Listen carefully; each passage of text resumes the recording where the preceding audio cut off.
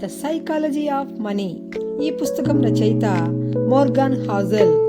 మనందరికీ డబ్బు కావాలి, కానీ కొద్ది మందికే సంపద నిలుస్తుంది. ఎందుకంటే డబ్బు గణితంతో కాదు, మనసుతో నడుస్తుంది. Doing well with money has little to do with how smart you are and a lot to do with how you behave.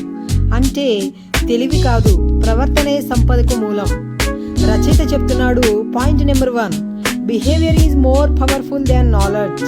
మనలో చాలా మందికి డబ్బు సంపాదించడం తెలుసు, కానీ దాన్ని కాపాడుకోవడం, పెట్టుబడి పెట్టడం, నిలుపుకోవడం తెలియదు. ఎందుకంటే మనం లెక్కలతో ఆలోచిస్తాము, కానీ డబ్బు భావాలతో, భయాలతో, ఆశలతో ముడిపడి ఉంటుంది. మనీ మేనేజ్మెంట్ అంటే మన మనస్సు నియంత్రణ. మన ఆలోచనలే మన ఆర్థిక భవిష్యత్తును తీర్చిదిద్దుతాయి. Point number 2, luck and risk. విజయము ఎప్పుడు తెలివితేట ఫలితం మాత్రమే కాదు, అదృష్టం కూడా మన వెనుక ఉంటుంది. అలాగే విఫలమైన వారిని చిన్నచూపు చూడొద్దు, ఎందుకంటే వారికి పరిస్థితులు వేరు. Nothing is as good or as bad as it seems. Bill gates స్కూల్లో చదివిన చాలా మంది ప్రతిభావంతులే, కానీ ఆ అవకాశాలు బిల్ గేట్స్ వైపునకు వశమయ్యాయి. అందుకే మనం ఎవరి విజయాన్ని పూర్తిగా పోల్చలేము. Point number 3, the magic of compounding. Einstein చెప్పాడు, compounding is the 8th wonder of the world. ఒక చిన్న పెట్టుబడి కూడా సమయము, స్థిరత్వము, సహనము కలిపితే అద్భుతం చేస్తుంది. మన జీవితంలో కూడా అదే నిజం.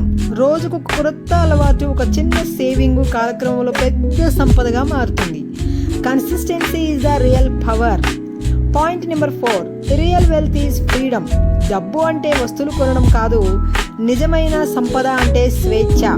The highest form of wealth is the ability to wake up every morning and say I can do whatever I want to do today. ప్రతి ఉదయం నువ్వు నీ ఇష్టం వచ్చింది చేయగలగడం, ఎవరిపైన ఆధారపడకపోవడం, అదే నిజమైన ధనం. Freedom is luxury. డబ్బు మన కోసం పనిచేయాలి, మనం డబ్బు కోసం కాదు. Point number 5, comparison kills growth. ఇతరులు ఎంత సంపాదిస్తున్నారు, ఏం కొంటున్నారు అని చూసి మన విలువ తగ్గించుకోవద్దు. ప్రతి ఒక్కరి జీవితము వేరు, నీ ప్రయాణం నీదే. Be careful who you prize and who you look down upon. The world is not fair. ఇతరుల విజయాన్ని ప్రేరణగా తీసుకో, కానీ దాన్ని పోటీగా మార్చవద్దు. మన ఎస్టర్డే మనకంటే నేడు మెరుగై ఉంటే అదే విజయం. Point number 6, enough knowing when to stop. ఈ పుస్తకం మనకు ఒక గొప్ప పాఠం చెబుతుంది. ఎనఫ్ అనే పదం తెలుసుకోవాలి. The hardest financial skill is the getting the goal post to stop moving. ఎంత సంపాదించినా ఇంకా కావాలి అనిపిస్తే మనకు ఎప్పుడూ సంతోషం రాదు. సంతృప్తి లేకుండా సంపద విలువలేని దానిగా మారిపోతుంది. Point number 7, discipline over desire. డబ్బు సంపాదించడం సులభం కాదు, కానీ నిలుపుకోవడం ఇంకా కష్టం. Getting wealthy and staying wealthy are 2 different skills. అందుకే క్రమశిక్షణ నేర్చుకో. ఒక్కసారి పెద్దగా సంపాదించడమే కాదు, ఎలా పెట్టుబడి పెట్టాలో, ఎలా భద్రపరచాలో, ఎప్పుడు ఖర్చు చేయాలో తెలుసుకోవాలి.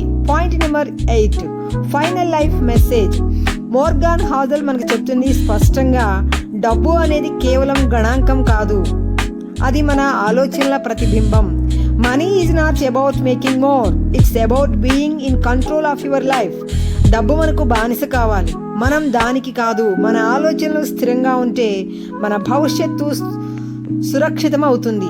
సంపద అంటే డబ్బు కాదు, మనసుకు శాంతి ఇచ్చే శక్తి.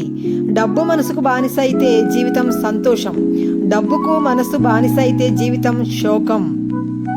ఇకపై నీ జీవితంలో డబ్బు మీద ఆలోచించు, కానీ డబ్బు కన్నా ఆలోచనను పెద్దగా ఉంచు.